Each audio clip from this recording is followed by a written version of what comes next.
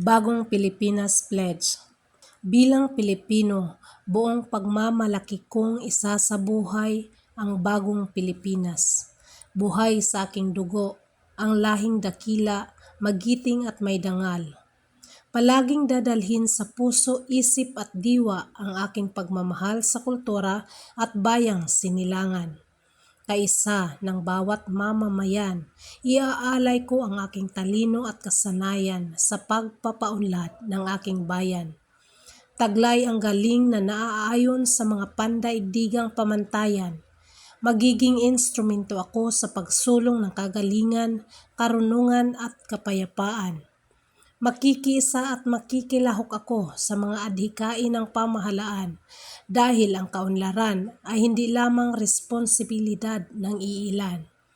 Isusulong at pangangalagaan ko ang karangalan, kalayaan at interes ng aking bayang minamahal.